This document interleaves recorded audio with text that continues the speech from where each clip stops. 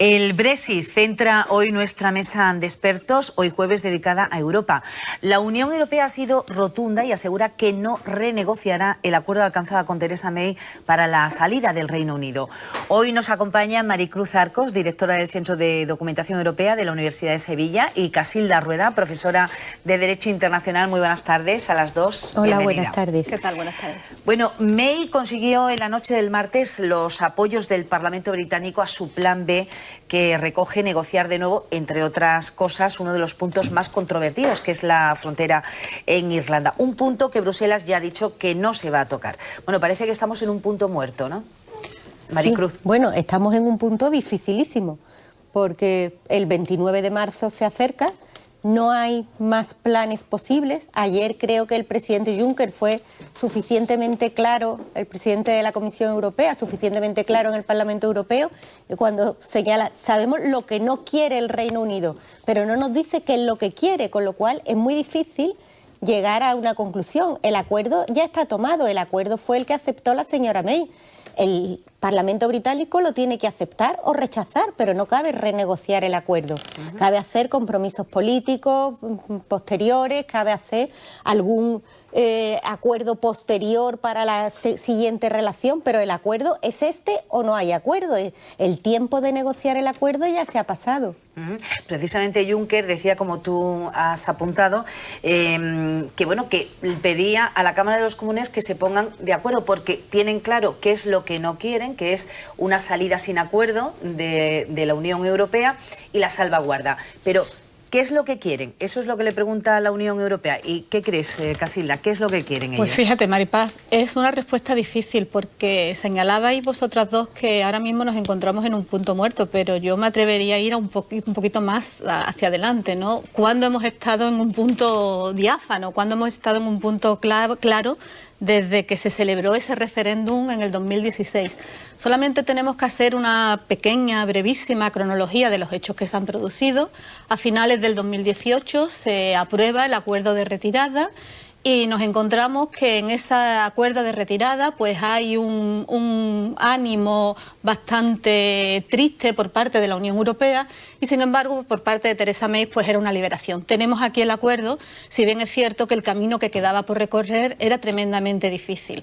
De esta manera, a principios de enero nos encontramos que los titulares en los medios de comunicación era que la ministra británica Theresa May había sufrido una auténtica humillación por la negativa y por el rechazo que había recibido ese acuerdo de retirada. A partir de ahí, una moción de censura sobre su figura se gana, se supera, y de pronto todo con la respiración contenida, y en la tarde del martes, cuando Theresa May había dicho una y otra vez: este es el único acuerdo posible, este es el acuerdo definitivo, nos encontramos que se presentan una serie de enmiendas y una de ellas prospera.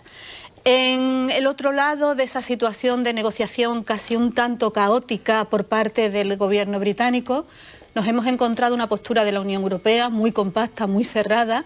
Maricruz hacía referencia a ello, en la cual desde un primer momento se ha dicho: el acuerdo está negociado y esto es lo que ustedes tienen que aceptar. Bueno, en el sentido, al hilo de lo que decías, es verdad, es la primera vez que May se siente respaldada por el Parlamento británico, tanto por su propio partido como por la oposición.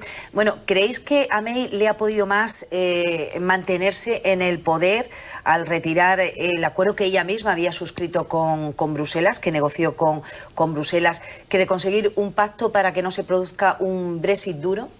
Bueno, la verdad es que la solución es muy complicada, porque no todos los de su partido la apoyan, ni siquiera apoyarían ese plan C, porque ya ni siquiera el plan B, ahora sería ya el plan C de renegociar la frontera con Irlanda del Norte. No todos los de su partido la apoyan, no todos los laboristas la apoyan, estaría en una especie de tercera vía entre laboristas y un sector de conservadores, que es un territorio muy inestable para situarse, con lo cual con esa posición de partida es muy difícil negociar algo con la Unión Europea.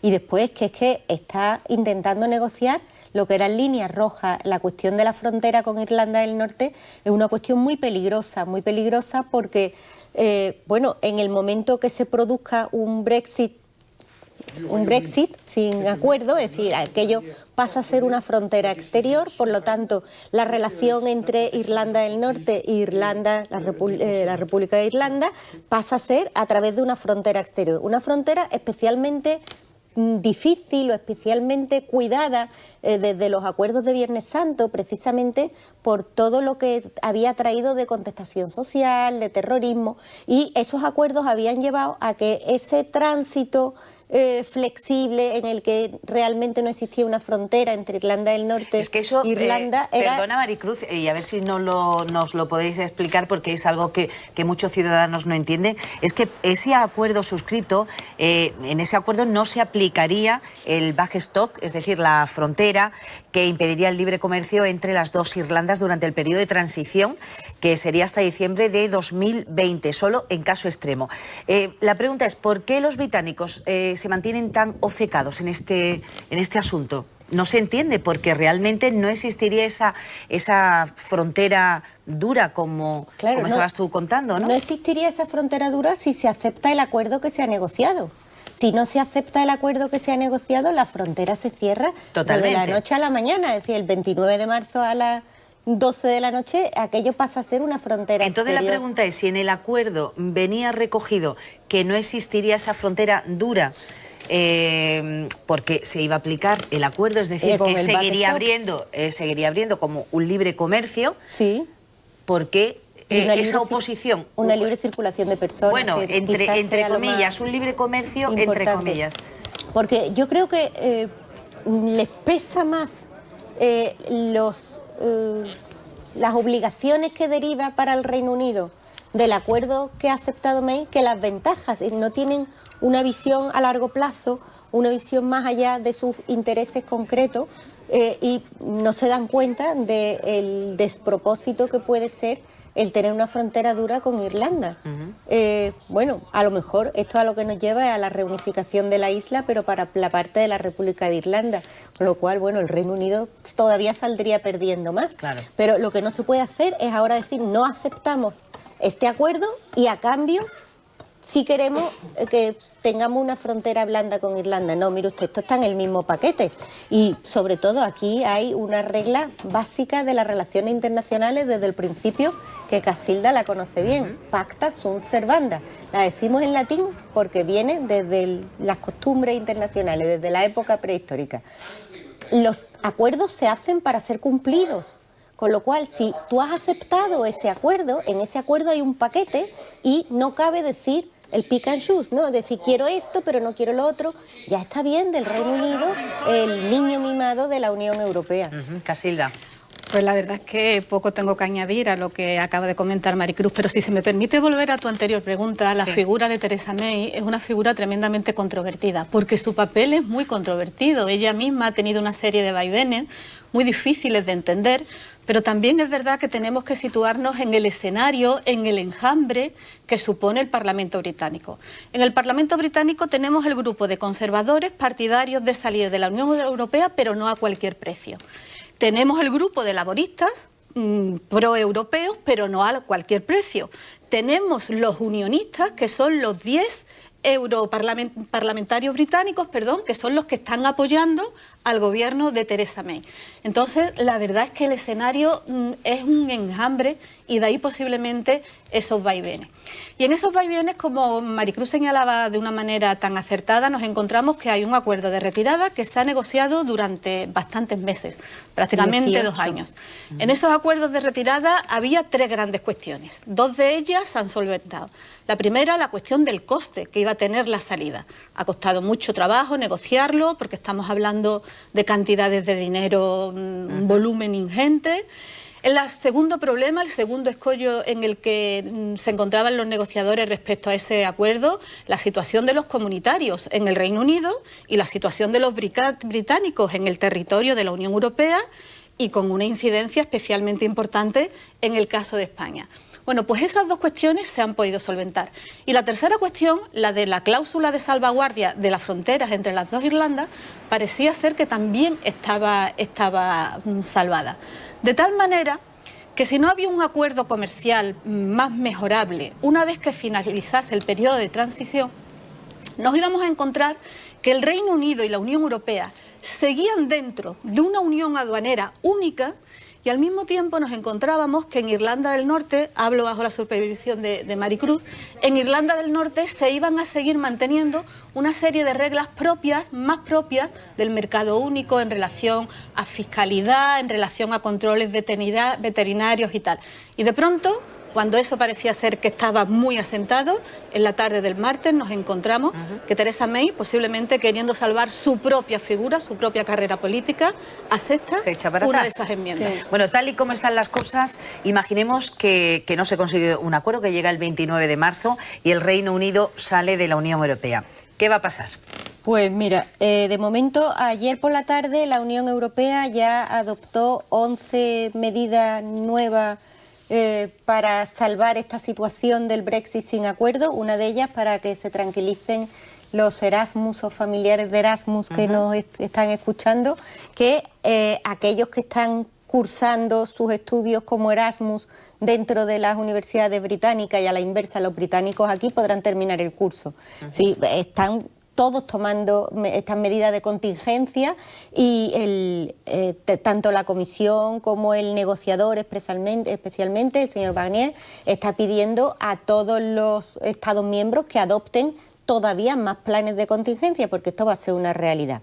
Con lo cual, si no hay de repente, se obra un milagro en la relación entre el Reino Unido y la Unión Europea, el 29 de marzo se produce la desconexión. Otra de las consecuencias inmediatas puede ser el desabastecimiento en el Reino Unido. De hecho, ya se están almacenando medicinas, alimentos y artículos de primera necesidad. Las tiendas y también los supermercados están haciendo acopio de todo ello, ¿no?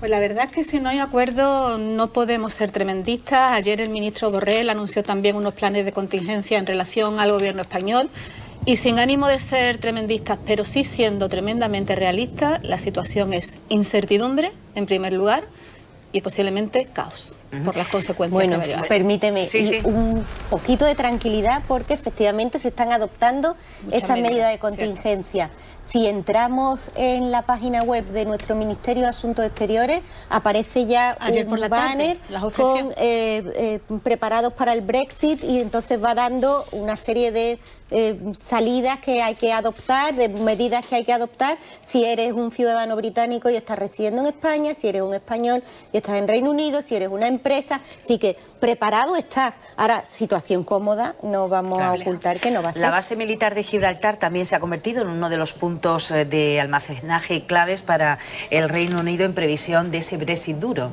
Claro, porque bueno, ahí es que nos encontramos que si se cierran las fronteras, se cierra temporalmente, puede ser efectivamente un caos, momentáneamente, unas semanas quizá, ¿no? Unos días, porque enseguida se podrá hacer un acuerdo. Es decir, hay muchos estados con los que no estamos en una unión aduanera siquiera, no ya en un mercado común, con los que seguimos manteniendo relaciones y seguimos comprando. Realmente ha sido después de acuerdos comerciales que se han llegado. Claro. Habría que empezar a negociar. Efectivamente. Después de una salida abrupta, por decirlo de alguna forma, es más difícil ponerse a negociar con buena cara. Dejaría de haber directamente libre comercio, sería la OMC, la Organización Mundial del Comercio, la organización que se encargaría de esas relaciones comerciales. ¿Qué puede suponer todo esto para el Reino Unido y también para la Unión Europea? Pues nos encontramos que si ese acuerdo no se produce, el Reino Unido respecto a la Unión Europea sería un tercer país, tú lo has señalado. Sería un tercer país en el cual habría todavía aún más camino que recorrer, porque esos acuerdos comerciales tendrían que celebrarse y posiblemente, estoy de acuerdo con Maricruz, pero me permito rectificarte que mis palabras han sido primero incertidumbre y después caos, porque puede resultar tremendamente alarmista y no se trata de eso, porque efectivamente los planes de contingencia se están llevando a cabo y se están preparando e incluso posiblemente no se llegue a dar esa situación y estemos salvados por la última campana, ¿no?, en el último momento.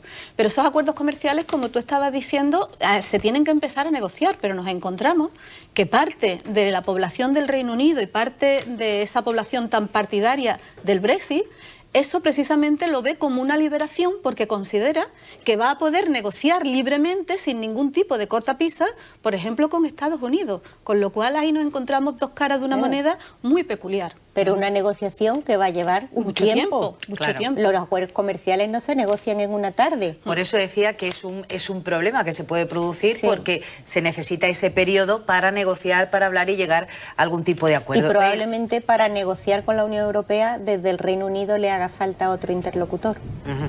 Bueno, el gobierno español también está negociando con la Unión Europea que en el caso de que haya un Brexit duro, es decir, que no haya acuerdo, Gibraltar sea considerado un territorio no autónomo sujeto a descolonización. ¿Esto sería posible? Claro, es lo que dice la ONU. Gibraltar, a efectos de Naciones Unidas, es un territorio no autónomo sujeto a descolonización, independientemente que reconozcamos que efectivamente el Tratado de Utrecht... ¿Y eso, pero qué significaría para que lo entendamos todos? ¿Yo? A ver, Maricruz. Sí, bueno, pues eso significaría que no es exactamente el Reino Unido. De hecho, los gibraltareños no están representados en el Parlamento británico y, sin embargo, sí en el Parlamento europeo. Es de esas cuestiones curiosas. No es exactamente Reino Unido, con lo cual cabría algún tipo de acuerdo para aligerar la relación, transfronteriza totalmente entre Gibraltar y España. Pero el acuerdo no sería entre Gibraltar y España, sino entre la Unión Europea, puesto que una vez que cruza la verja ya está dentro de la Unión Europea. Sería dentro de la Unión Europea, pero en nombre de Gibraltar, ¿quién negocia? Gibraltar, ¿no? El Reino Unido. Estamos ya casi en el último minuto. Al margen del Brexit, hoy el Parlamento Europeo ha votado una resolución que reconoce a Juan Guaidó como presidente de Venezuela tras el rechazo de Nicolás Maduro a convocar elecciones presidenciales. Bueno, ¿qué repercusión puede tener esta resolución al conflicto? ¿Qué movimientos puede haber? Pues puede ser... Es un pequeño apuntito visto desde Europa porque ha sido una resolución de la Unión Europea. Pues hay que entenderlo como un elemento de presión. El reconocimiento de gobierno es un acto que lleva a cada uno de los Estados miembros. De hecho, hay distintas posturas enfrentadas en el ámbito de la Unión Europea y este pronunciamiento por parte del Parlamento tendría una medida de presión más allá de otra cosa. Claro, ¿no? Y lo decían muy claro también ayer en el Parlamento Europeo. Si nos da igual el régimen que quiera hacer Venezuela, pero el régimen que quieran los venezolanos. Y lo único que tenemos que estar los europeos empeñados en que efectivamente haya unas elecciones limpias, unas elecciones controladas. Ayer el ministro Borrell también se pronunciaba en el mismo sentido. Y en eso hay un compromiso importante por parte de la Unión Europea, que si la presión es en este sentido, pues tendremos que bueno, hacerla. y en medio del atropello que se está produciendo en todo este conflicto, 7 periodistas de distintas nacionalidades han sido detenidos en las últimas horas. 3 son de la agencia AF, 1 de ellos es español. Estos últimos ya han sido puestos en libertad. Bueno, parece que Maduro no está muy por la labor de que la información sea fluida en el país, ¿no? Es uno de los elementos más. El tiempo se le agota, el plazo que le dio el presidente Sánchez a Maduro para convocar elecciones se agota. El presidente Maduro está enrocado en esa situación. Pero parece ser que todos están de acuerdo en que efectivamente la cuenta atrás para el régimen de Maduro ha comenzado. Y el incidente que tú comentas, tan grave de libertad de expresión, es un síntoma más de lo que se está viviendo en el ámbito de la población de Venezuela. Es el Estado de Derecho, que tiene que ser una prioridad para la Unión Europea dentro y fuera de sus fronteras. Y entre ellos la libertad de expresión. Bueno, Maricruz Arcos y Casilda Rueda, muchas gracias por haber estado con nosotros, ambas expertas en Derecho y Actualidad Internacional. Ahora se van a quedar con la actualidad del deporte que les trae Ángel Gámez y su equipo, hoy acompañados por un onubense que ha hecho historia en el Ultraman de Hawái, Juan Bautista Castilla. Será enseguida. Antes hacemos una pequeña pausa para la publicidad. Hasta luego.